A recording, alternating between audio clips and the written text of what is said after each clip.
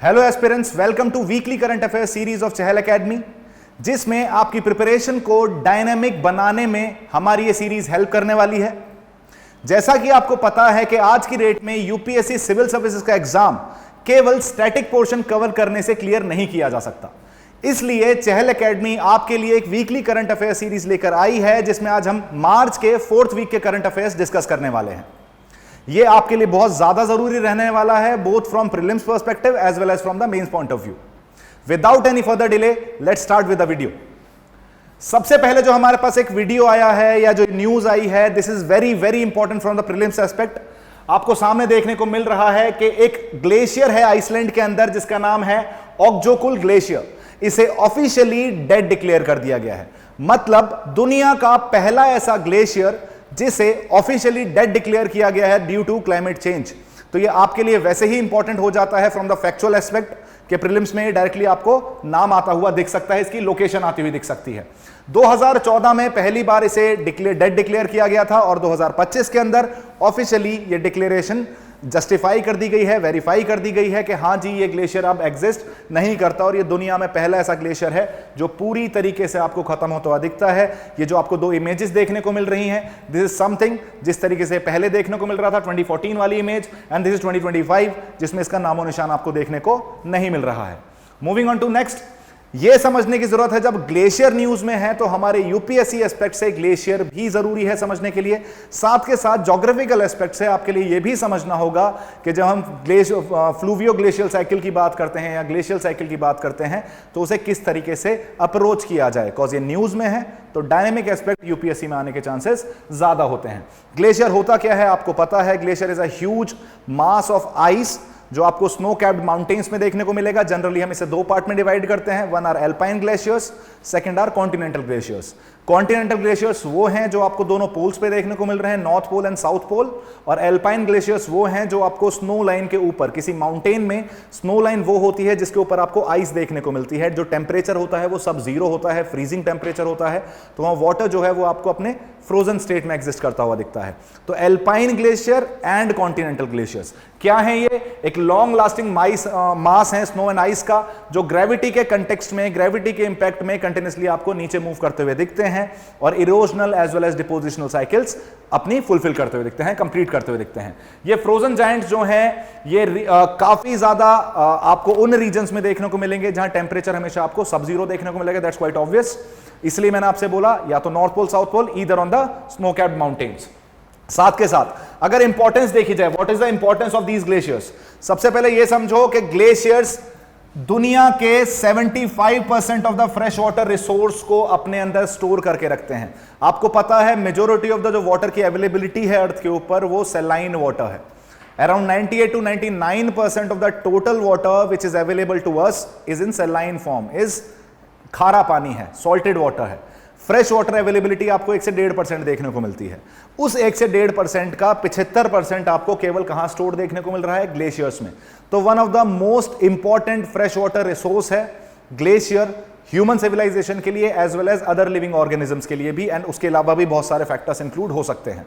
इससे हमें यह पता चलता है कि अगर हमें सर्वाइव करना है in a time when there is a scarcity of fresh water, तो ग्लेशियर की मेल्टिंग एक ऐसी विशियस साइकिल में हमें डाल दे रही है जो प्रॉब्लम को और ज्यादा एग्रीवेट और ज्यादा एलिवेट करती हुई दिखेगी। फूड सिस्टम्स की अगर बात करें तो ये ग्लेशियर जो हैं काफी ज्यादा इरिगेशन फैसिलिटीज के लिए यूटिलाइज किए जाते हैं। जो पानी मेल्ट हो रहा है, जब आइस थॉ होती है एंड इवेंचुअली वाटर फॉर्म में आती है, वो रिवर्स को पानी प्रोवाइड कर रही है, वो मल्टीपल लेक्स को पानी प्रोवाइड कर रही है, और इस इवेंचुअल पानी को ही यूटिलाइज किया जा रहा है इरिगेशन फैसिलिटीज के लिए। ये सॉइल फर्टिलिटी को इंप्रूव करने की कोशिश करते हैं, हेल्प करते हैं, बिकॉज इनके अंदर आपको सर्टेन मिनरल्स भी देखने को मिल रहे हैं। साथ के साथ एग्रीकल्चरल ग्रोथ में ग्लेशियर का बहुत ही सब्सटेंशियल इंपॉर्टेंस है। बायोडाइवर्सिटी, ग्लेशियल रीजन में आपको बहुत सारे लिविंग बीइंग्स, बहुत सारी बायोडाइवर्सिटी भी एग्जिस्ट करती हुई दिखती है। जैसे जैसे ग्लेशियर्स मेल्ट होते जाते हैं वो न्यूट्रिएंट्स लेक में डाल रहे हैं, रिवर्स में डाल रहे हैं, इसलिए आपको एक्वेटिक लाइफ भी उन पर सस्टेन करती हुई दिख रही है। ऊपर ग्लेशियर स्नो कैप्ड माउंटेन्स में आपको स्नो लेपर्ड्स या फिर हम एंटेलोप्स की अगर हम बात करें, ये आपको वहाँ ग्लेशियल रीजन्स में एग्जिस्ट करते हुए दिखते हैं। और अगर ग्लेशियर बेसिकली मेल्ट होते हैं तो आप ये समझने की कोशिश कीजिए कि हम हमेशा बोलते हैं कि आर्कटिक रीजन की जो आइस है वो जल्दी मेल्ट कर रही है when compare to the Antarctic ice. उसका सबसे बड़ा रीजन यह है कि एक तो ह्यूज लैंड मास हमें नॉर्दर्न रीजन में देखने को मिल रहा है, जिसकी वजह से जो ओवरऑल क्लाइमेट चेंज का इंपैक्ट है वो आर्कटिक रीजन में आपको रिलेटिवली थोड़ा ज्यादा देखने को मिलता है। अब मैक्सिमम एल्बिडो होता है स्नो का, मतलब जितना सनलाइट उसके ऊपर आ रही है उसमें से 98 to 99% वो रिफ्लेक्ट बैक कर देता है। अब क्या हो रहा है, जैसे जैसे ये आर्कटिक आइस मेल्ट होती जा रही है तो ये एल्बिडो भी कम होता जा रहा है, वो हीट और ज्यादा एब्जॉर्ब हो रही है, जिसकी वजह से आइस मेल्टिंग और ज्यादा तेज होती जा रही है। मतलब आप ये समझो क्लाइमेट चेंज से आइस मेल्ट होना शुरू हुआ और इस आइस मेल्ट की वजह से और ज्यादा आपको ग्लेशियर्स की मेल्टिंग देखने को मिल रही है, which is a vicious cycle जिसमें आज की डेट में हम फंसे हुए दिखते हैं। साथ के साथ एक्वेटिक फूड वेब्स की जब मैं बात कर रहा था, फूड पर्सपेक्टिव से मैं ग्लेशियर्स की बात कर रहा था, other than the climate change aspect, उसके लिए भी आपको बहुत ज्यादा इंपॉर्टेंट ग्लेशियर्स नजर आते हैं। मूविंग ऑन, इसके अलावा अगर ग्लेशियर्स के बारे में बात की जाए तो इंडिया में कौन कौन से ऐसे ग्लेशियर्स हैं जो आपको एग्जिस्ट करते हुए दिखते हैं, जो हमारी लाइफ लाइन है, हमारी majority of the Himalayan reverse का सोर्स हैं। चाहे आप गंगा की बात करें, चाहे आप यमुना की बात करें, चाहे आप ब्रह्मपुत्र की बात करें, सतलज की बात करें, इंडस की बात करें, तीस्ता की बात करें, ये सारी रिवर्स जो हैं आपको ग्लेशियर से राइज होती हुई दिखती हैं, ओरिजिन करती हुई दिखती हैं।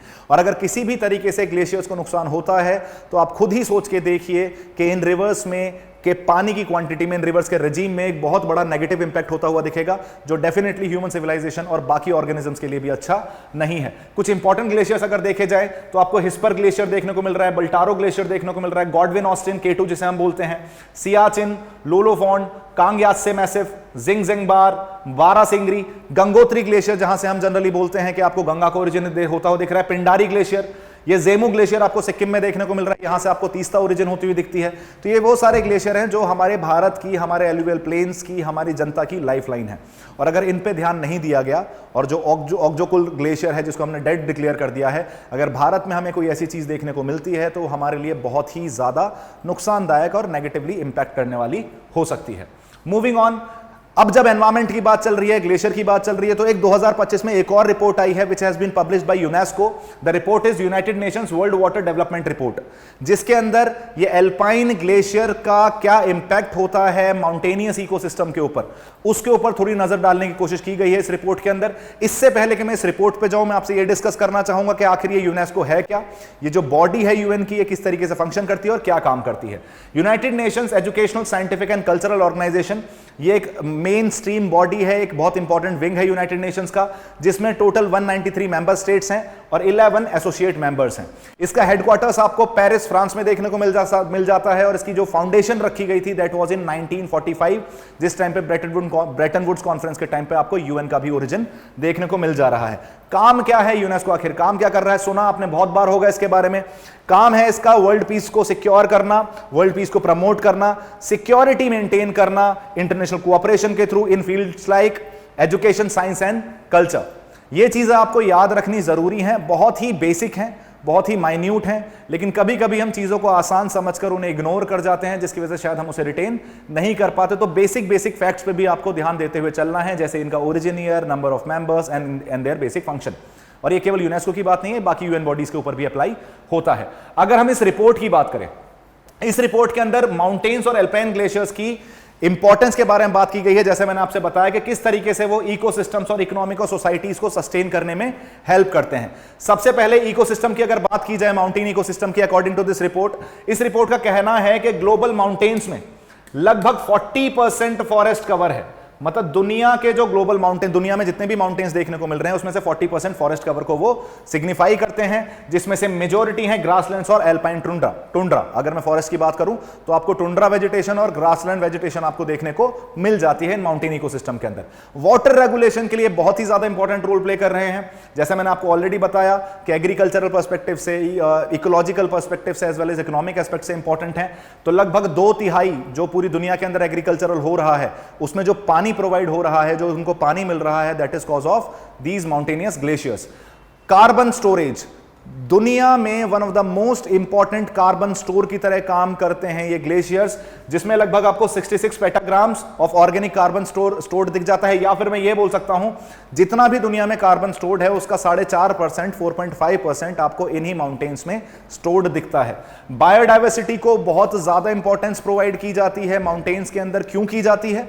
क्योंकि दुनिया में टोटल 34 बायोडाइवर्सिटी हॉटस्पॉट्स हैं। बायोडाइवर्सिटी हॉटस्पॉट्स क्या होते हैं? ऐसे रीजन्स जहां बहुत ही ज्यादा बायोडाइवर्सिटी, बहुत ही ज्यादा animal species, plant species, that too जो वहां के लिए एंडेमिक हैं और किसी भी तरीके से उनको नुकसान पहुंचना ओवरऑल इकोसिस्टम को बहुत ही नेगेटिवली इंपैक्ट कर सकता है। तो आप इसकी इंपॉर्टेंस इसी बात से समझ जाइए कि इन टोटल 34 में से 25 बायोडाइवर्सिटी हॉटस्पॉट्स इन माउंटेन्स में ही आपको एग्जिस्ट करते हुए दिखते हैं। मूविंग ऑन, इस रिपोर्ट में और क्या बात की गई है? इस रिपोर्ट में यह बोला गया है कि माउंटेन सिस्टम्स के साथ या माउंटेन इकोसिस्टम के साथ क्या क्या वल्नरेबिलिटीज हैं, जिसके बारे में मैं इतनी देर से बात करता हुआ आ रहा हूं। सबसे पहले आपको एंडीज माउंटेन जो बेसिकली आपको देखने को मिल रहे हैं इन अमेरिकाज एंड हिंदू कुश और जो हिमालयाज में देखने को मिल रहे हैं, यहां वाटर सिक्योरिटी का बहुत मेजर इशू आ सकता है जिस रेट पर आपको ये ग्लेशियर्स मेल्ट करते हुए दिखते हैं। वो बोलते हैं ना कि अगर आप किसी चीज को समय रहते सुधार लो तो बेहतर है। आप अपने एंसेस्टर्स को गालियां देते हो कि तुमने सस्टेनेबल एस्पेक्ट्स नहीं अपनाए, कोशिश कीजिए कि हमारे आने वाली जनरेशन जो है वो हमें गालियां ना दें। अभी से हम ऐसी चीजें, मिटिगेटिंग मेजर्स या फिर प्रिवेंटिव मेजर्स अपनाना शुरू कर दें जिससे जो चीजें चल रही हैं इन्हें किसी तरीके से रोका जा सके, रेजिस्ट किया जा सके। और इसलिए ये बार बार रिपोर्ट्स आकर हमें यही समझाने की कोशिश करती हैं, चेताने की कोशिश करती हैं, वार्न करती हैं कि do it before it's too late, और इट्स ऑलरेडी टू लेट, हम ऑलरेडी लेट हो चुके हैं। वाटरमेलन स्नो, ये ऑलरेडी आपके लिए ये बहुत इंपॉर्टेंट एस्पेक्ट है। सीधा सीधा प्रीलिम्स में आपसे पूछने को मिल सकता है कि व्हाट इज वाटरमेलन स्नो। तो जो रेड एल्गी ब्लूम्स होते हैं, जो रेड एल्गल ब्लूम्स होते हैं ग्लेशियर्स के अंदर, वो उसको रेड कलर्ड की तरह अपीयर करवा देते हैं, जिसकी वजह से उस स्नो को जैसे आप तरबूज कभी काटते हो तो लाल कलर का दिखता है ना अंदर से, तो वो आइस भी आपको उसी कलर की दिखनी शुरू हो जाती है और उसे क्या बोला जाता है? Watermelon snow. क्यों हो रहा है? रेड एल्गल ब्लूम्स की वजह से हो रहा है। तो ये कहीं ना कहीं इसका नुकसान क्या है? White coloured surface maximum albedo देगा, मैक्सिमम आपको स्नो रिफ्लेक्ट करता हुआ दिखेगा, लेकिन जब उसका कलर रेड हो जा रहा है तो उसकी जो एब्जॉर्प्शन कैपेबिलिटी है, एबिलिटी है, वो बढ़ जा रही है। मतलब वो हीट को ज्यादा एब्जॉर्ब कर रहा है, मतलब आइस भी ज्यादा मेल्ट करेगी। तो ये खुद में ही एक इशू बन चुका है, red algal blooms in snow, जिसकी वजह से वाटरमेलन स्नो जिसको बोला जा रहा है, जो और ज्यादा एग्रेवेट कर रही है और ज्यादा कैटलिस्ट की तरह एक्ट कर रही है आइस मेल्टिंग में या ग्लेशियर मेल्टिंग में। अर्बनाइजेशन एक और फैक्टर है जिसकी वजह से आपको क्लाइमेट चेंज पे एक नेगेटिव इंपैक्ट होता हुआ दिखता है। इन माउंटेनिक इकोसिस्टम्स पे आपको बहुत ज्यादा नेगेटिव इंपैक्ट होता हुआ दिखता है। फॉर एग्जांपल जो हाइड्रोलॉजिकल साइकिल है उसमें आपको चेंजेस होते हुए दिखते हैं, जो रिसोर्सेज हैं उनको ओवर एक्सप्लॉइट होते हुए देखा जा सकता है, जिसकी वजह से इकोसिस्टम आपको डिस्टर्ब भी होता हुआ दिख रहा है।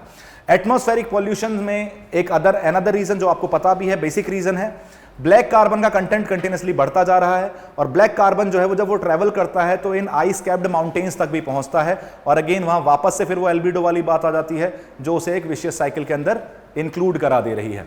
तो इन सारी चीजों को हमें ध्यान रखना होगा, पता हमें सब है, बस उसके ऊपर एक्शन कब लिया जाएगा, कितना लिया जाएगा, किस इंटेंसिटी से लिया जाएगा, वो मैटर करता है। रिपोर्ट्स चाहे कितनी भी पब्लिश होती रहें, लेकिन अगर इनको ग्रास रूट लेवल पे इंप्लाई नहीं किया जाता तो उसका कोई लॉजिक नहीं बैठता।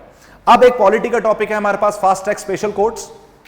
एक अच्छी खबर है, अच्छी खबर यह आ रही है कि पिछले साल 2024 के अंदर फास्ट ट्रैक स्पेशल कोर्ट्स ने लगभग 85,000 केसेस को रिजॉल्व कर दिया है और उनका डिस्पोजल रेट रहा है 96%। मतलब जितने केसेस आए उसमें से 96% उन्होंने रिजॉल्व कर दिए हैं। ये सिग्निफिकेंटली बनाई गई थी, इनका बहुत बड़ा सिग्निफिकेंस है, जिससे पॉक्सो से रिलेटेड जितने भी एक्ट हैं, POCSO act was introduced in 2012, उससे रिलेटेड जितने भी लॉज हैं, जितने भी केसेस आ रहे हैं, जितने भी आपको इश्यूज क्रिएट होते हुए दिखते हैं, उनको जल्दी से जल्दी फास्टर बेसिस पर रिजॉल्व किया जा सके और कन्वेंशनल जुडिशरी के ऊपर भी बर्डन कम किया जा सके, उसके ऊपर जो बैकलॉग केसेस हैं उनका भी बर्डन कम किया जा सके। अगर हमें देखना है कि एफएसटीएस है क्या, ये हम फास्ट ट्रैक स्पेशल कोर्ट्स की बात करते हैं तो है क्या, ये एक सेंट्रली स्पॉन्सर्ड स्कीम है। दो तरीके की स्कीम होती है, एक होती है सेंट्रल सेक्टर स्कीम, एक होती है centrally sponsored scheme. Central sector scheme का मतलब होता है कि जहां पूरी तरीके से पैसा जो है वो सेंट्रल गवर्नमेंट प्रोवाइड करा रही है। सेंट्रल स्पॉन्सर्ड स्कीम का मतलब होता है जहां शेयर करते हैं इकोनॉमिक बर्डन को centre as well as state government. तो ये जो फास्ट ट्रैक स्पेशल कोर्ट्स हैं ये एक सेंट्रली स्पॉन्सर्ड है, इसमें इकोनॉमिक एस्पेक्ट सेंटर भी देख रहा है और स्टेट भी देख रहा है। इसकी शुरुआत की गई थी by department of justice under ministry of law and justice. ये लॉन्च की गई है 2019 में। क्यों लॉन्च की गई है? सुप्रीम कोर्ट ने एक डायरेक्टिव प्रोवाइड किया था कि जिससे जल्दी से जल्दी पॉक्सो एक्ट के अंदर जितने भी केसेस हैं उन्हें फास्टर डिस्पोजल की तरफ ले जाया जा सके। और साथ के साथ जो क्रिमिनल लॉ अमेंडमेंट एक्ट है 2018 का, उसे बेटर तरीके से इंप्लीमेंट भी किया जा सके। अब इसकी एक बार ये देखते हैं कि इसके टारगेट क्या है, इसका एम क्या है। ये असिस्ट करती है स्टेट गवर्नमेंट्स को जिससे fast track special courts nation wide establish किए जा सके अंडर दिस स्कीम जो 2019 में लॉन्च हुई है by ministry of law and justice. अब एस्टेब्लिश इसमें टोटल अब तक 790 fast track special courts establish की जा चुकी हैं। काम क्या है, एक्सक्लूसिव पॉक्सो। देखो ये आपके लिए प्रीलिम्स का स्टेटमेंट है एक, कि जो फास्ट ट्रैक स्पेशल कोर्ट्स 2019 में सेंट्रली स्पॉन्सर्ड स्कीम के थ्रू इनिशिएट की गई, ये कौन से एक्ट को लेके स्पेसिफिकली काम कर रही हैं। अब वो कोई सा भी एक्ट वहां मेंशन कर सकते हैं, तो आपको याद रखना है इनका एक्सक्लूसिव ज्यूरिसडिक्शन केवल पॉक्सो एक्ट तक सीमित है, राइट। हर किसी के अंदर कोशिश की जाती है या फिर इन्हें टारगेट प्रोवाइड किया जाता है कि आप हर क्वार्टर में, हर 3 महीने के अंदर आप 41 to 42 केसेस रिजॉल्व करोगे और एनुअली लगभग 165 केसेस एटलीस्ट रिजॉल्व करोगे ही करोगे। हर कोर्ट के अंदर एक जुडिशियल ऑफिसर रहता है और उसके अलावा 7 स्टाफ मेंबर्स रहते हैं। ये जो स्कीम 2019 में स्टार्ट की गई थी, ये ऐसा नहीं है कि चलती ही जाएगी, इसकी भी एक एंड लिमिट है। ये स्कीम रन करेगी अंटिल 2026 और कोशिश की जाएगी कि ऐसा सिस्टम, एक ऐसा एस्पेक्ट इंट्रोड्यूस कर दिया जाए कि इन फ्यूचर जब भी पॉक्सो से रिलेटेड कोई केस दिखता है तो उसे फास्टर रिजोल्यूशन की तरफ, फास्ट ट्रैक स्पेशल कोर्ट्स की तरफ मूव किया जा सके। साथ के साथ इसका फाइनेंशियल एलोकेशन जो है वो अब तक 1952.23 करोड़, मतलब लगभग 2000 करोड़ इसको दिए जा चुके हैं फ्रॉम निर्भया फंड।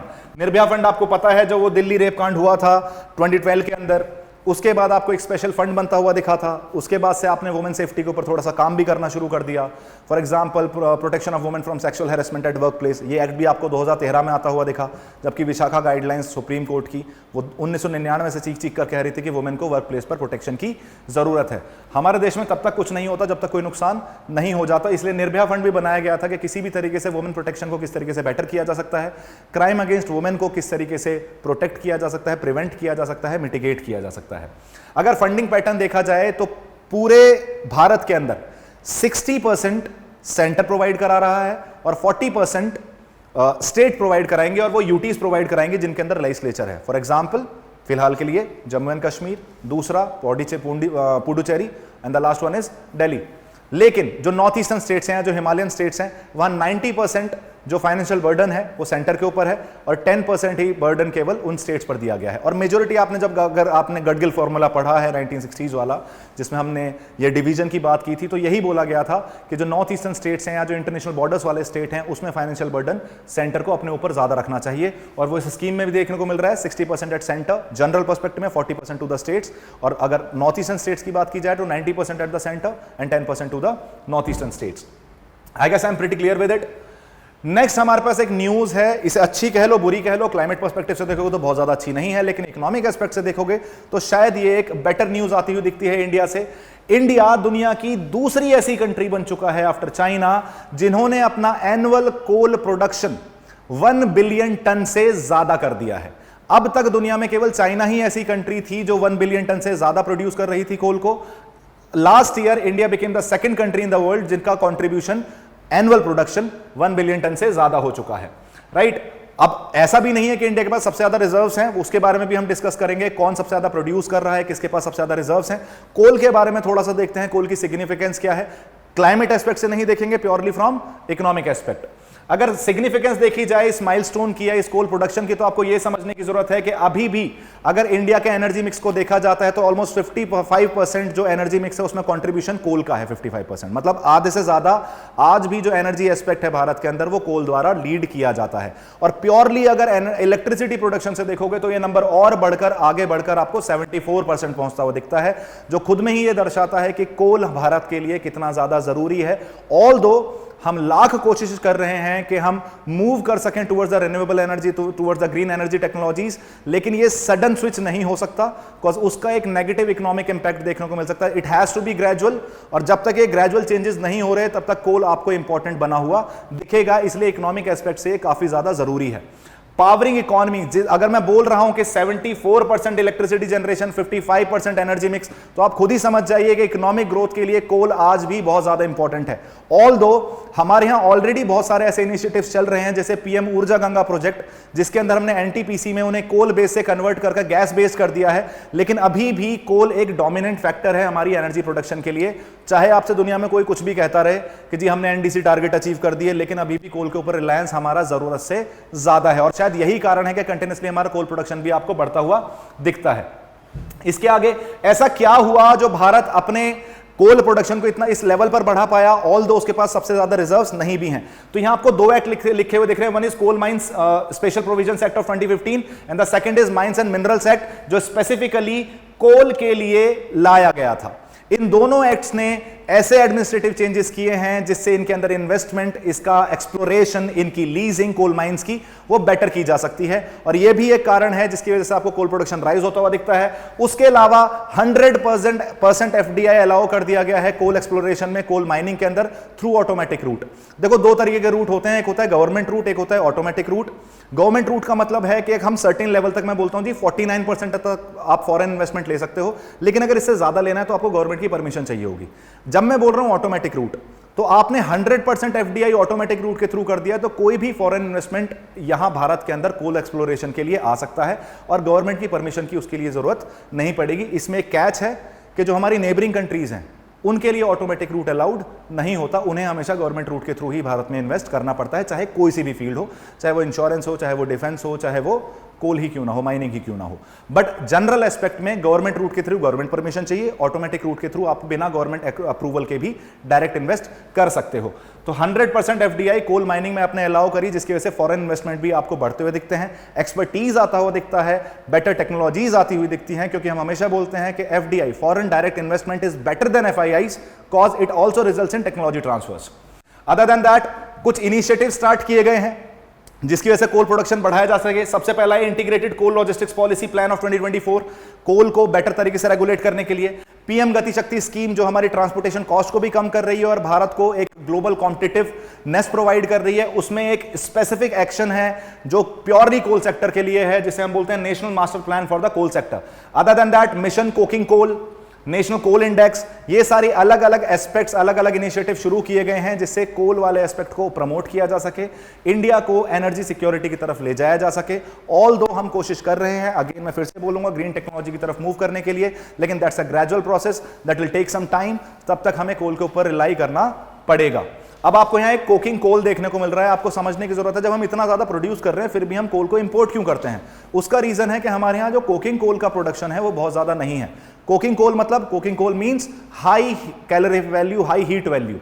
अब इसमें यह समझो कि जब भी मुझे आयरन और स्टील प्रोडक्शन करना पड़ेगा तो मैं लो कैलोरीफिक वाली या लेस कार्बन कंटेंट वाले कोल को यूटिलाइज नहीं कर सकता, उसके लिए हाई कार्बन कंटेंट वाला कोल ही मुझे चाहिए। बेसिकली बिटुमिनस मुझे कोल चाहिए या एंथ्रासाइट मुझे कोल चाहिए, वो हमें इंपोर्ट करना पड़ता है, उसका सेल्फ प्रोडक्शन हम नहीं कर पा रहे हैं। इसके बारे में भी बात करता हूं, एक बार आपसे मैं टाइप्स ऑफ कोल का डिस्कशन कर लेता हूं।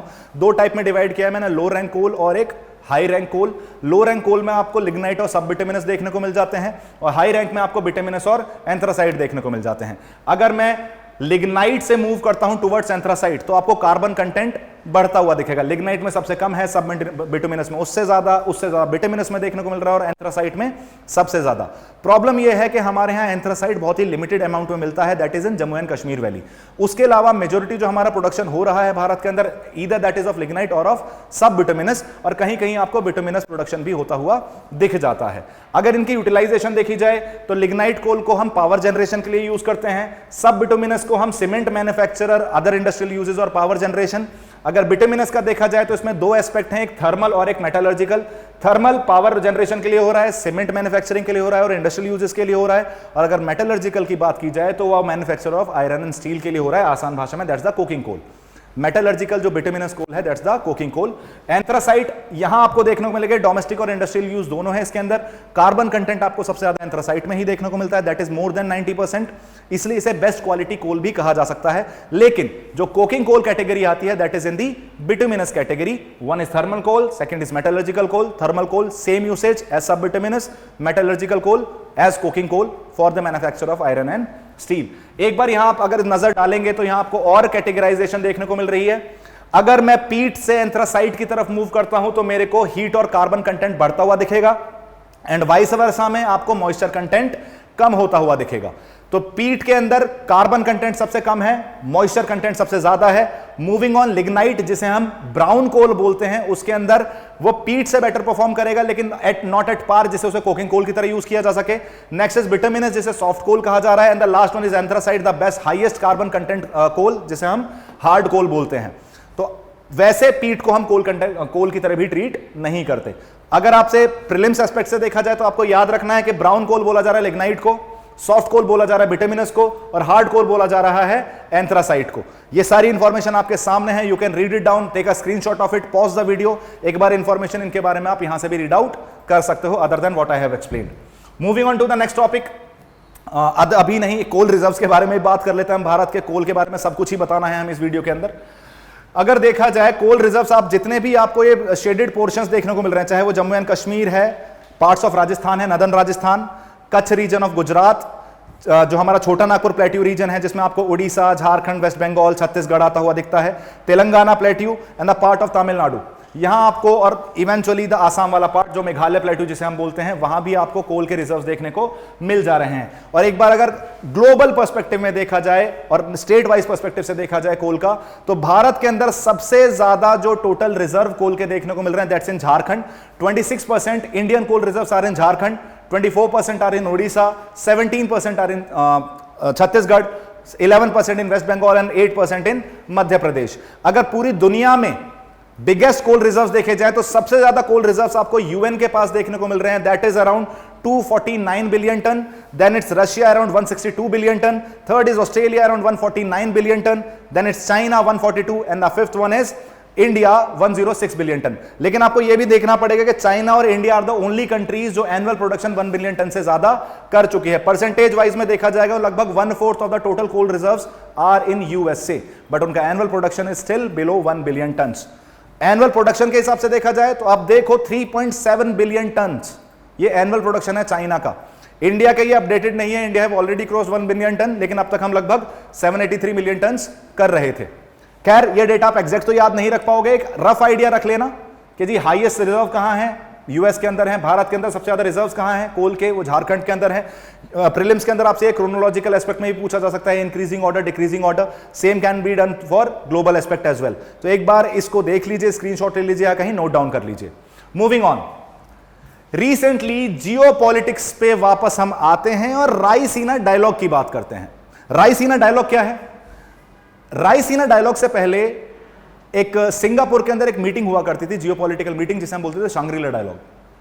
उसी के तर्ज पर ऑब्जर्वर रिसर्च फाउंडेशन ने भारत के अंदर एक इनिशिएटिव लिया जिसे हमने बोला रायसीना डायलॉग। रायसीना ही क्यों बोला? आपको पता है कि भारत का राष्ट्रपति भवन रायसीना हिल्स पर लोकेटेड है, तो वो जो हम बोलते हैं ना ल्यूटेंस दिल्ली, तो वहां ये मीटिंग होती है। कंडक्ट कौन करा रहा है? ऑब्जर्वर रिसर्च फाउंडेशन करा रहा है। किसकी हेल्प से करा रहा है, किसके कोलैबोरेशन में करा रहा है? In collaboration with MEA, ministry of external affairs and ministry of external affairs of India, government of India. अब इसके बारे में अगर आप जानने की कोशिश करेंगे तो ये इंडिया की प्रीमियर एनुअल कॉन्फ्रेंस है जियोपॉलिटिक्स की, जियो स्ट्रेटेजिक्स की, जियो स्ट्रेटेजी पर्सपेक्टिव से जियो इकोनॉमिक्स भी डिस्कस की जाती है। मेजॉरिटी ऑफ द जो ग्लोबल चैलेंजेस हैं, जो ग्लोबल इश्यूज चल रहे हैं, उनको यहां बैठकर डिस्कस किया जाता है, उनके बारे में पोटेंशियल सॉल्यूशंस ढूंढे जाते हैं। पार्टिसिपेशन आपको इस बार लगभग 125 कंट्री से देखने को मिला है, जिसमें मिनिस्टर्स भी शामिल हैं, हेड ऑफ स्टेट्स भी शामिल हैं, कई गवर्नमेंट के जो सर्वेंट्स हैं वो भी शामिल हैं, मल्टीपल गवर्नमेंट्स के, academicians and as well as think tanks भी आपको इसके अंदर इंक्लूड होते हुए दिख जाते हैं। एक चीज यहां आपको कुछ देखने को मिल रहा है, जैसे जो थीम की बात की जा रही है, वन इज काल Chakra, people, peace and planet. ये काल चक्र क्या है? वैसे तो ये बुद्धिस्ट कंसेप्ट है ऑफ साइक्लिकल ओरिजिन, लेकिन अगर मैं रायसीना पर्सपेक्टिव से देखता हूं इस चीज को, तो आपको देखने को मिल रहा है कि यहां 3 चीजों के बारे में फोकस किया गया है, पीपल, पीस एंड प्लेनेट। इसमें यह बोला गया है कि इंटरनेशनली ग्लोबल एस्पेक्ट में हमें कोऑपरेशन इंप्रूव करने की जरूरत है, जिससे ज्यादा से ज्यादा लोगों को इंटीग्रेट किया जा सके, ज्यादा से ज्यादा लोगों के बीच में जो कॉन्टैक्ट है उसे इंप्रूव किया जा सके, people to people cooperation and coordination improve किया जा सके। पीस की बात कि जितनी भी आपकी आज की डेट में आपको डिस्टर्बेंसेस, वॉर्स होती हुई दिखती हैं, टसल्स होते हुए दिखते हैं, उन्हें किस तरीके से रिजॉल्व किया जा सकता है, उसके बारे में बात की गई। एंड लास्ट इज प्लेनेट, कि कैसे सस्टेनेबल डेवलपमेंट की तरफ आप मूव करोगे। उसके अलावा आपको यहां एक और चीज देखने को मिल रहा है, ग्रीन ट्रिलेमा। ये 3 ईज की बात करता है, 3 Es. One is energy security, second is economic growth and the third one is environmental sustainability. तो इसमें यही बोला गया है कि जब हम ग्रीन ट्रिलेमा में हैं तो हमें इकोनॉमिक ग्रोथ भी चाहिए, लोगों को एक्सेसिबल एनर्जी भी प्रोवाइड करानी है और यह भी मेक श्योर करना है कि किसी भी तरीके से एनवायरमेंट को नेगेटिव इंपैक्ट ना पड़े। तो जो हमारी पॉलिसी मेकिंग होनी चाहिए वो इस ग्रीन ट्रिलेमा को सेंटर में रखे, जिससे जो पॉलिसी इनिशिएट की जा रही है, जो पॉलिसी फॉर्मुलेट की जा रही है, वो सस्टेनेबल डेवलपमेंट की तरफ मूव करें, वो केवल डेवलपमेंट पे ध्यान ना दें, वो एक बार आपको ऐसे एस्पेक्ट पे भी ध्यान देते हुए दिखें जो इकोलॉजिकल एस्पेक्ट को सेंटर में रख रहा हो। अगर इसे देखा जाए तो डिटर्मिनिज्म और पॉसिबिलिज्म वाले एंगल से देखें तो don't be a possibilist, be a determinist. Nature को थोड़ा सा इंपॉर्टेंस दो, उसके साथ अपने आप को कस्टम करने की कोशिश करो कि आप डेवलपमेंटल एंगल को कैसे उसके अंदर अकोमोडेट कर सकते हो। ये डिजिटल प्लैनेट एक और इसका थीम का पार्ट है। जैसे आपको पता है कि आज के डेट में साइबर फ्रॉड्स बढ़ रहे हैं, डिजिटाइजेशन बढ़ रहा है, नई नई इमर्जिंग टेक्नोलॉजीज हैं जैसे एआई है, बिग डेटा है, इंटरनेट ऑफ थिंग्स हैं, तो इनके ऊपर किस तरीके से काम किया जा सकता है, इनसे जो थ्रेट राइज हो रहे हैं उनको कैसे कंट्रोल किया जा सकता है, वो भी राइसीना डायलॉग की एक मेजर थीम आपको इस बार दिखी थी। I guess I am pretty clear with this Raisina Dialogues. और ये जो टर्म्स आपको मैंने एक्सप्लेन किए हैं ये इसलिए किए हैं क्योंकि यूपीएससी की काफी एक टेंडेंसी रही है कि वो ऐसे टर्म्स को प्रीलिम्स में यूटिलाइज करता है, जैसे Kaal Chakra, people, peace and planet, green trilemma, digital planet. ये सारी चीजें आपको mains as well as prelims aspect के लिए से काफी ज्यादा हेल्पफुल हो सकती हैं। आगे एक फैक्चुअल एस्पेक्ट है जैसे दैट इज ज्ञानपीठ अवार्ड। इस बार जो ज्ञानपीठ अवार्ड मिला है उनके नाम से ज्यादा जरूरी है कि ज्ञानपीठ अवार्ड है क्या, आप इस बारे में समझें। इसे मैं हिस्ट्री के अंदर डेफिनेटली रख सकता हूं, अगर हिस्ट्री पोर्शन के अंदर देखा जाए तो विनोद कुमार शुक्ला को इस बार सेलेक्ट किया गया है ज्ञानपीठ अवार्ड के लिए, जो 59th ज्ञानपीठ अवार्ड है। यह रिकॉग्नाइज किया जाता है भारत का हाईएस्ट लिटरेरी अवार्ड। मतलब जो भारत के अंदर जितने भी एकेडमिशियंस हैं जो लिटरेरी वर्क्स करते हैं, राइटर्स हैं, नॉवलिस्ट हैं, उनको अगर किसी को फैसिलिटेट करना हो या फिर उनके वर्क को अप्रिशिएट करना हो, उनके कंट्रीब्यूशन को अप्रिशिएट करना हो, तो भारत में इससे बड़ा रिकॉग्निशन नहीं हो सकता। तो ज्ञानपीठ अवार्ड मिलना लिटरेरी वर्ल्ड में भारत का सबसे हाईएस्ट अचीवमेंट है। अब यह है क्या, ज्ञानपीठ अवार्ड एनुअली प्रेजेंट किया जाता है भाई भारतीय ज्ञानपीठ, कब से? 1965 से। तो एक चीज यह है, इसमें दो चीजें आपको देखने को मिल रही है। कौन कर रहा है? भारतीय ज्ञानपीठ कर रहा है। कब से कर रहा है? 1965 से। किस लिए? Exceptional contribution to Indian literature. ये पहली बार 1944 में एस्टेब्लिश किया गया था और भारतीय ज्ञानपीठ भारत की one of the foremost literary organisation है जो ऐसे कॉन्ट्रीब्यूशंस को रिकॉग्नाइज करने के लिए काम करती है और एक लिटरेरी कल्चर को भारत के अंदर प्रमोट करने का भी काम करती है। इसे हाईएस्ट लिटरेरी ऑनर कहा गया, जैसे मैंने आपको ऑलरेडी बताया। ज्ञानपीठ अवार्ड उन राइटर्स को दिया जाता है जो 22 इंडियन शेड्यूल्ड लैंग्वेजेस में अपना काम करते हैं, अपनी बुक्स पब्लिश करते हैं। लेकिन एक कैच ये है जो आपके लिए प्रीलिम्स के लिए इंपॉर्टेंट है, 2013 के बाद से इंग्लिश को भी इसके लिए एलिजिबल मान लिया गया है। पहले ये केवल 22 शेड्यूल्ड लैंग्वेजेस के लिए था, लेकिन 2013 के बाद से अगर कोई इंग्लिश का वर्क है which has been done by Indian writer related to India, related to Indian society, related to Indian economy और एनी लिटरेरी वर्क, उसको इंग्लिश में भी एलिजिबल मान लिया जाएगा। अब एलिजिबिलिटी क्या है इस अवार्ड की? जी एलिजिबिलिटी एक ही है कि आपको इंडियन सिटीजन होना पड़ेगा अगर आपको ज्ञानपीठ अवार्ड चाहिए।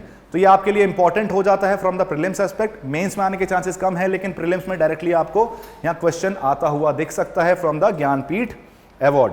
Moving on, municipal bonds.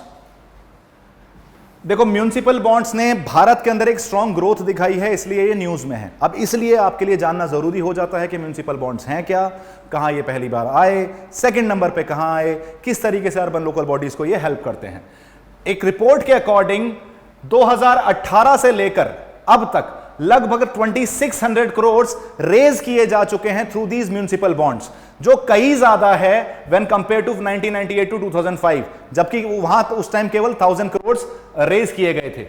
ये म्युनिसिपल बॉन्ड एक ऐसे इशुएंस हैं जो अर्बन लोकल बॉडीज को थोड़ा सा फाइनेंशियली फ्री करते हैं, इंडिपेंडेंट करते हैं। उम्मीद है कि आने वाले समय में 2025-26 में ये नंबर बढ़कर 1500 करोड़ पहुंच जाएगा। मतलब आपको एक डेफिनेट ग्रोथ देखने को मिल रही है म्युनिसिपल बॉन्ड्स के अंदर। इसलिए यूपीएससी के लिए जरूरी भी हो जाता है कि न्यूज में है, इकोनॉमिक का एस्पेक्ट है, इकोनॉमिक का एक टॉपिक है, तो इसके बारे में जानना भी जरूरी है। म्युनिसिपल बॉन्ड्स हैं क्या? एक तरीके की डेट सिक्योरिटी है जो लोकल गवर्नमेंट मतलब अर्बन लोकल बॉडीज इसको इशू करती हैं।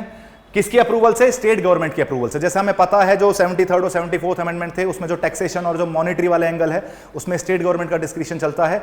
तो ये म्यूनिसिपल बॉन्ड एक डेट सिक्योरिटी है जो urban local bodies, municipal corporations issue करती हैं। किसकी परमिशन के साथ? स्टेट गवर्नमेंट के साथ। बेंगलुरु पहली ऐसी सिटी बना था, पहली ऐसी अर्बन लोकल बॉडी बना था जिसने म्यूनिसिपल बॉन्ड इशू करना स्टार्ट किया थे 1997, और उसके बाद अहमदाबाद म्यूनिसिपल कॉर्पोरेशन ने भी म्यूनिसिपल बॉन्ड इशू किए थे 1998। तो फैक्चुअल पर्सपेक्टिव, पहला म्यूनिसिपल बॉन्ड क्या है? डेट सिक्योरिटी है। कौन करता है? अर्बन लोकल बॉडी इशू करती है। किसके परमिशन से? स्टेट गवर्नमेंट के। पहली बार कहां हुआ? बेंगलुरु में। कब हुआ? 1997 में। सेकंड कहां हुआ? अहमदाबाद में, दैट टू इन 1998। ये बॉन्ड हेल्प करते हैं अर्बन लोकल बॉडीज को ग्रेटर फाइनेंशियल इंडिपेंडेंस अचीव करने में, जिससे वो हर चीज के लिए स्टेट गवर्नमेंट के ऊपर रिलाई ना करें, सेंटर की शक्ल ना देखनी पड़े जब भी उन्हें कोई फाइनेंशियल हेल्प की जरूरत हो या किसी फाइनेंशियल एस्पेक्ट की को इंप्लाई करने की जरूरत हो। राइट? अब तक आई गेस आपको समझ में आ चुका होगा म्युनिसिपल बॉन्ड्स क्या है। This was all from my end. मैं इनवाइट करूंगा शुभांगी मैम को to continue with the current affairs topic. Thank you so much guys and have a good day. Hello students, now we'll be starting with current affairs, weekly current affairs of economy as well as environment. So the first news piece that is important in terms of current affairs for you is that India का, North India का पहला nuclear project जो है वो यहाँ पर हरियाणा में already announce हो चुका है और इसको बनाया जाएगा गोरखपुर हरियाणा में। नाउ नॉर्थ इंडिया का ना ये पहला ऐसा प्रोजेक्ट जो है वो आया है और ये जो है ये पार्ट है इंडिया के ब्रॉड एफर्ट का, जहां पे हम न्यूक्लियर एनर्जी जो है आने वाले समय में एक्सपैंड करने की बात कर रहे हैं। अब अगर हम बात करें इस पर्टिकुलर रिएक्टर के बारे में जो यहाँ पे यूज होगा, वो प्रेशराइज्ड हैवी वाटर रिएक्टर है। प्रेशराइज्ड हैवी वाटर रिएक्टर जो है वो DTO को यूज करता है, that is deuterium and oxygen. तो यहाँ पर जो वाटर में हाइड्रोजन का एटम होता है उसको यहाँ पे हटा के ड्यूटेरियम यूज किया जाता है, रिप्लेस कर दिया जाता है, जो कि हाइड्रोजन का ही एक आइसोटोप है। इसका प्रेफरेंस जो है, the reason it is preferred because ये न्यूट्रॉन्स को स्लो डाउन कर देता है और यहाँ पर उनको अब्सॉर्ब करने की पॉसिबिलिटी जो है ज्यादा रहती है, स्पेशली इन हैवी वाटर, जो कि बहुत इंपॉर्टेंट है किसी भी न्यूक्लियर रिएक्टर के ऑपरेशन के पर्सपेक्टिव से। अगर हम बात करें in terms of nuclear energy, recent times में हमें क्या डेवलपमेंट देखने को मिली है और हमारे एस्पिरेशंस क्या है, तो हमारा न्यूक्लियर एनर्जी मिशन जो है वो फोकस करता है इस बात पे कि हम 100 गीगावाट का प्रोडक्शन जो है न्यूक्लियर पावर से करेंगे बाय 2047। और अगर मैं प्रेजेंट अगर कैपेबिलिटीज की बात करूं तो हम अराउंड 8.1 गीगावाट जो है प्रोड्यूस कर रहे हैं थ्रू न्यूक्लियर पावर। तो यहाँ पर in coming almost 22 years we have a long way to go अगर हम ये अपना एक्चुअली जो यहाँ पर एम है उसको फुलफिल करना चाहते हैं। साथ ही साथ नई यूरेनियम डिपॉजिट्स जो हैं वो भी पाई गई हैं हमारे जादूगोड़ा रीजन में, झारखंड जादूगोड़ा माइंस में, जहां पे पहले पुरानी यूरेनियम माइंस भी होती थी। That is a good news for us because it will contribute to our efforts in the nuclear energy mission. इसके अलावा 2 यूनिट्स जो हैं, अगर मैं बात करूं यहाँ पे बात करूं, 2 नए यूनिट्स जो हैं इस वक्त फंक्शनल हो चुके हैं काकरापार में गुजरात, एंड यहाँ पर ऑलरेडी कमर्शियल फंक्शनिंग जो है उन्होंने 2023-24 के फाइनेंशियल ईयर में ही स्टार्ट कर दी थी। इसके अलावा इंडिया का पहला प्रोटोटाइप फास्ट ब्रीडर रिएक्टर जिसको हम PFBR 500 MWE बोल रहे हैं, वो अपने माइलस्टोन्स जो है 2024 में ही अचीव कर चुका है। और अगर यहाँ पे एक और हाईलाइट की बात करें हम, तो NPCIL और NTPC ने यहाँ पे जॉइंट वेंचर जो है क्रिएट किया है सो एज टू इंश्योर कि आने वाले समय में ये यहाँ पर ऑपरेट कर सके न्यूक्लियर प्लांट्स, और जॉइंट वेंचर का नाम रखा है अश्विनी। उस जॉइंट वेंचर का नाम रखा है अश्विनी। अब इसमें एक न्यूक्लियर प्लांट जो है आने वाले समय में आने वाला है, that is in Mahi Banswara region, जहां पे राजस्थान में और एटॉमिक पावर प्रोजेक्ट जो है सेटअप करने वाले हैं। अब अगर हम across India existing power plants देखें, न्यूक्लियर के पावर प्लांट्स देखें, so we have one in Narora Rajasthan, Kakrapar, Tarapur, then we have in Madras, Kaiga and Kudankulam. इसके अलावा आने वाले समय में मीठी वर्दी गुजरात में, जैतापुर, कोवाड़ा, ये हमें देखने वाले हैं। और अब यहाँ पे एक और एडिशन आता हुआ दिख रहा है जो हम कह रहे हैं हरियाणा में एडिशन होगा। So all these plants will contribute to the total admissible amount जो हम बात कर रहे हैं, एम कर रहे हैं न्यूक्लियर एनर्जी मिशन के कॉन्टेक्स्ट में। अब हम बढ़ते हैं अपनी दूसरी न्यूज की तरफ। तो यहाँ पे pension fund regulatory and development authority जो है, यहाँ पर उन्होंने UPS that is unified pension system जो है, जो कि एनपीएस नेशनल पेंशन सिस्टम के अंदर जो है, उसकी गाइडलाइंस जो है, उसके रेगुलेशंस जो हैं वो नोटिफाई कर दिए हैं। इसकी नोडल मिनिस्ट्री जो रहेगी वो मिनिस्ट्री ऑफ फाइनेंस ही रहेगी। और यहाँ पे इन्होंने बोला है कि 3 कैटेगरीज ऐसी होंगी जो यहाँ पे सेंट्रल गवर्नमेंट के एम्प्लॉयज की जो यूपीएस यूनिफाइड पेंशन सिस्टम को ऑप्ट कर सकती है। वो 3 कैटेगरीज कौन सी होंगी? पहली होगी कि अगर कोई नेशनल पेंशन सिस्टम का ऑलरेडी एम्प्लॉय है तो अप्रैल 2025 तक अगर वो है तो यहाँ पे यूपीएस जो है अडॉप्ट कर सकता है।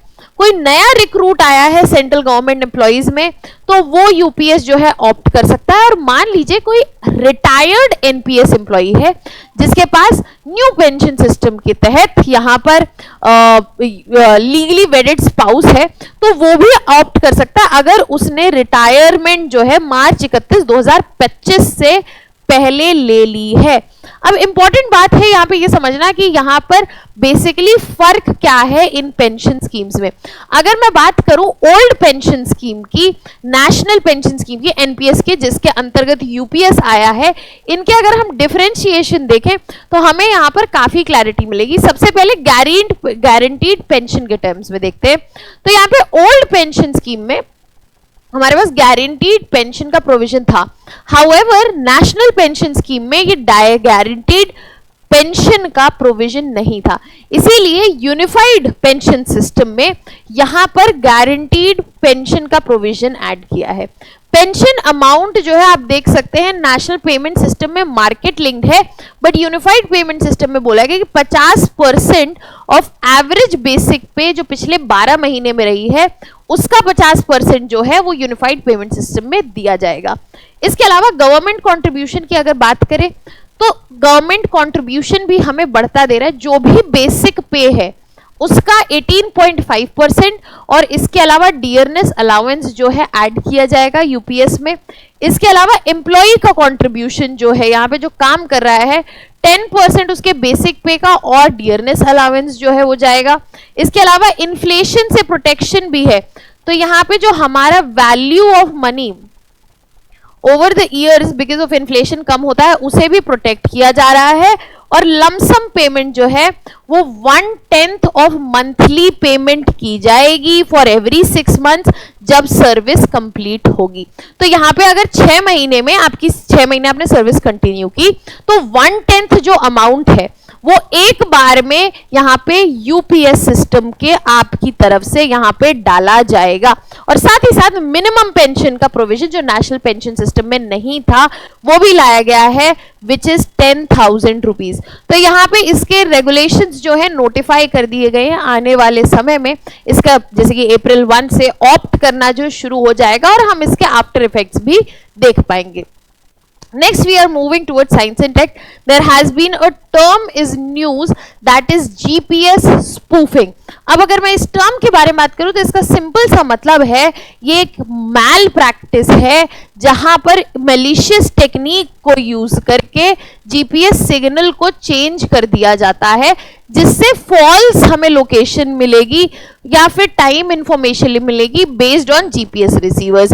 अब यहाँ पे obviously importance of accurate GPS जो है वो हाईलाइट होती है और साथ ही साथ ये समझ में आता है कि जो मैलिशियस हार्डवेयर सॉफ्टवेयर है वो कैसे location navigational system satellite based application devices को भी आने वाले समय में इफेक्ट कर सकते हैं और इन्हें प्रोटेक्ट करना जो है वो बहुत जरूरी है।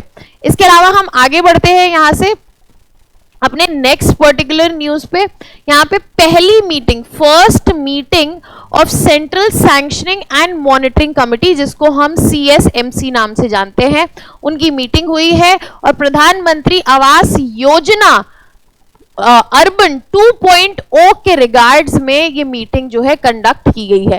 एज ऑफ नाउ अगर मैं बात करूं तो 3.52 लाख हाउसेस जो हैं वो बनाए गए हैं बेनिफिशियरी लेड कंस्ट्रक्शन। अगर आप इस स्कीम के बेनिफिशियरी हैं और आप ये कंस्ट्रक्शन करवा रहे हैं तो उसके अंतर्गत और अफोर्डेबल हाउसिंग के अंतर्गत यहाँ पे 3.52 लाख हाउसेज जो बन गए हैं और यहाँ पर अफोर्डेबल हाउसिंग कंपोनेंट जो है पार्टनरशिप के साथ प्रधानमंत्री आवास योजना अर्बन 2.0 जो है उसके लिए सैंक्शंस जो है एलोकेशन जो है किए गए हैं। अब यहाँ पे मेजर ऑब्जेक्टिव है कि सेंट्रल असिस्टेंस दिया जाए जो एलिजिबल बेनिफिशियरीज हैं, हाउस होल्ड्स हैं और इम्प्लीमेंटिंग एजेंसीज हैं अलग अलग स्टेट्स और यूनियन टेरिटरीज में, और यहाँ पे फंड्स जो हैं उनके तहत सपोर्ट किया जाएगा कंस्ट्रक्शन ऑफ हाउस जिसमें एटलीस्ट मिनिमम कारपेट एरिया जो है 30 स्क्वायर मीटर जो है डेफिनेटली हो, basic civic amenities like toilets, social infrastructure definitely present हो। ड्यूरेशन जो है वो माना गया है 5 साल का और यहाँ पे 5 साल का जो ड्यूरेशन है सितंबर 1, 2024 से बेसिकली काउंट किया जा रहा है। अब यहाँ से आगे बढ़ते हैं, इसके बारे में और समझते हैं। ये बेसिकली एक सेंट्रली स्पॉन्सर्ड स्कीम है जिसमें इंटरेस्ट सब्सिडी भी दी जा रही है। अगर आप अपना लोन पूरा जमा करते हैं तो इंटरेस्ट की आपको यहाँ सब्सिडी मिलेगी और यहाँ पे इम्प्लीमेंटेशन जो है ministry of housing and urban affairs के पास है। एलिजिबिलिटी जो है बहुत क्लियर और सिंपल रखी गई है। जो भी फैमिलीज अर्बन एरियाज में है, EWS सेक्शन में है, लोअर इनकम ग्रुप्स में है, मिडिल इनकम ग्रुप्स में, जिनके पास पक्का हाउस नहीं है वो इसके लिए एलिजिबल है। साथ ही साथ एलिजिबिलिटी के अलावा प्रेफरेंसेस भी हैं। प्रेफरेंस के टर्म्स में अगर बात करें तो जैसे कि विडोज, सिंगल वुमेन, कुछ लोग जो डिसेबिलिटीज के साथ है, senior citizens, transgenders, this has been added, ऐसे लोगों को शेड्यूल कास्ट, शेड्यूल ट्राइब्स को प्रेफरेंस दी जाएगी ताकि इस पर्टिकुलर स्कीम का बेनिफिट जो है वो ये यहाँ पे अवेल कर सके। अब हम आगे बढ़ते हैं, यहाँ पे एनवायरनमेंट से रिलेटेड टॉपिक है कि डीप सी का जो इकोसिस्टम है वो यहाँ पे फ्लरिश करता हुआ दिख रहा है, स्पेशली इन अंटार्कटिका। जैसे आइसबर्ग्स जो हैं वहाँ से डिटैच हुए हैं, specially from George 6th ice shelf. तो यहाँ पे आइस शेल्फ से आइसबर्ग जो है डिटैच हो गया है और इसकी वजह से यहाँ पर डीप सी इकोसिस्टम में हमें बाकी बायोडाइवर्सिटी जो है बढ़ती हुई, फ्लरिश होती हुई दिख रही है। तो रिसेंटली चैलेंजर 150 इनिशिएटिव के तहत यहाँ पर पाया गया और उसको ओशन डिकेड एक्शन जो हमारा 2021 से 30 तक का ईयर, यहाँ पे 10 ईयर्स हमने लिए हैं, उसके तहत ये इनिशिएटिव लिया गया। उसमें हमने यहाँ पे देखा कि अराउंड 1300 मीटर्स की डेप्थ पर यहाँ पर इकोसिस्टम्स जो हैं, जहाँ पे लार्ज कोरल्स दिख रहे हैं, स्पॉन्जेस दिख रहे हैं, variety of animals, ice fish, giant sea spiders जो है हमें देखने को मिल रहे हैं। और यहाँ पे ये पहले आइसोलेट हो गए थे आइस के अंडर, क्योंकि 150 मीटर्स ऑफ आइस एक बहुत बड़ा ब्लॉकेड है, उसके अंदर ये आइसोलेट हो गए थे। बट यहाँ पे जैसे ही ये आइस शेल्फ जो है आइसोलेट हुई, उससे आइसबर्ग डिटैच हुआ है, यहाँ पर डीप सी लाइफ जो है फ्लरिश करती हुई दिख रही है। साथ ही साथ इस पर्टिकुलर इनिशिएटिव्स में नई स्पीशीज का भी डिस्कवरी हुआ है, जहाँ पे giant sea spiders, octopus, giant phantom jellyfish जो कि सिर्फ 1 मीटर वाइड तक ही ग्रो करते हैं, उनको देखा गया है, and which is in addition to our biodiversity. अब अगर यहाँ पे मैं बात करूँ डीप सी जोन की या डीप सी इकोसिस्टम की, तो ये बेसिकली एक एफोटिक जोन है जहाँ पे सनलाइट जो है रीच नहीं करती है। अब ये पाया जाता है 200 मीटर डेप्थ पे, दैट इज वाई यहाँ पे सनलाइट रीच नहीं करती है और इसे बोला जाता है एफोटिक जोन। अब ये एक डार्क रीजन है बट ये 90% कंपोनेंट फॉर्म करता है अर्थ के मरीन एनवायरनमेंट का, और यहाँ पे इस डीप सी हैबिटेट में हमें यूनिक बायोडाइवर्सिटी जो है देखने को मिलती है। अब अगर हम बात करें इन टर्म्स ऑफ फीचर्स, हमारे पास बड़े एबिसल प्लेन्स हैं, मरीन स्नो जो ऑर्गेनिक मैटर जो है ओशन के सरफेस से डिप करके ग्रेजुअली डेप्थ्स में जाता है, वो मरीन स्नो के फॉर्म में देखने को मिलती है, जो कि ओशन सिक्वेस्ट्रेशन में भी हेल्प करती है। हाइड्रोथर्मल वेंट्स देखने को मिलते हैं। वेल फॉल्स, अगर हम बात करें, जो वेल के बड़े बड़े कारकासेस हैं, स्केलेटन्स हैं, बोन्स हैं, वो जब सिंक करती हैं तो एक टेम्पररी इकोसिस्टम बनाती हैं, जो कि वहाँ पे स्कैवेंजर फिशेस जो हैं, एग्जाम्पल के तौर पे हैग फिश, जिनके ये काम आती हैं। तो यहाँ से विजिबली दिख रहा है कि डीप लेवल्स में एक एफॉटिक जोन में भी एक वाइड वैरायटी और एक हेल्दी इकोसिस्टम जो है थ्राइव कर रहा है, और जो हमें यहाँ पर देखने के लिए इसलिए मिला है क्योंकि आइसबर्ग जो है जॉर्ज 6 आइस शेल्फ से डिटैच हुआ है। अब यहाँ पे हम इमेज के थ्रू देख सकते हैं, अगर हम बात करें 200 मीटर के नीचे, सो दिस, इससे ऊपर जो है फोटिक जोन है, इससे नीचे ए फोटिक जोन है, और यहां पर हमें मिलेगी ये बायोडाइवर्सिटी जिसके बारे में हम यहां पर डिस्कस कर रहे हैं। आगे बढ़ते हुए अगले टॉपिक पे चलते हैं। शीथिया रोजमैलिसिस, बेसिकली ये एक नया एल्गे, ये रिसर्चर्स ने नई स्पीशीज जो है फाइंड की है फ्रेश वाटर एल्गे की, और इसका नाम रखा है शीथिया रोजमेलायनेसिस।